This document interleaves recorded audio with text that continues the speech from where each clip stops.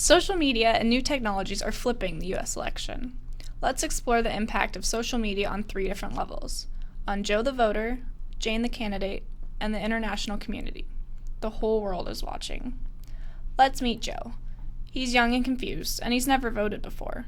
Where should he turn? Well, Google, of course. His first step is registering to vote. Rock the Vote seems friendly. Joe's a rocker, after all. Well, that was easy. But who should Joe vote for? Where to start? His friends like Obama, so he checks out the Obama site. But he's a smart kid, so he checks out the competition too, John McCain.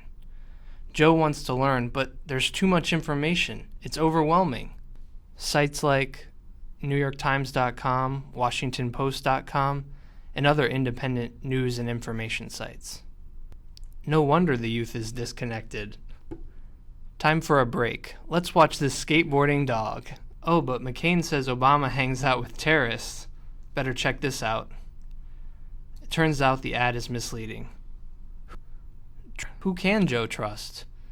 Joe trusts his friends, so he goes to Facebook. All of you out there should friend Joe too. He finds everything there. So Joe decides to go all in for Obama. Lots to do on the Obama page. He wants to have his own page, so he signs up for my.barackobama.com. There are groups he can get involved with, and he can make phone calls. Joe gets so excited he decides he wants to make some calls for Obama. The campaign gives him a script and precincts for the calls he's making. Using the power of the crowd, Obama's campaign harvests information from the calls Joe makes and uses it for other campaign tactics. Meanwhile, candidate Jane is learning by example. Jane's a soccer mom, married to a solid kind of guy, lives in Bedrock, and she's running for the state legislature. Like other alpha moms, she really understands the value of social media. Even though her campaign isn't national in scope, but it's a local election and she can use a lot of the same ideas. So Jane is thinking about using mobile, blogs and YouTube, Facebook, MySpace, voter registration drives, and even community organizing through Twitter. Jane doesn't have a lot of money to spend, but by harnessing the power of social networks, she feels like a winner already. Social media tools are allowing the world to see what Joe and Jane are doing too. The world is a quick study. There is a country in South America watching very carefully for their election.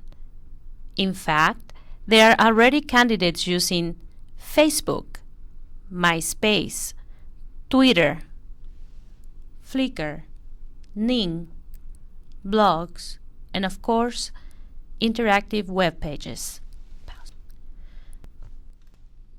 We wonder if these tools will have the same impact around the world or in Chile. Time will tell. Joe the voter and candidate Jane know something that the Obama campaign has used very effectively in the 2008 presidential campaign.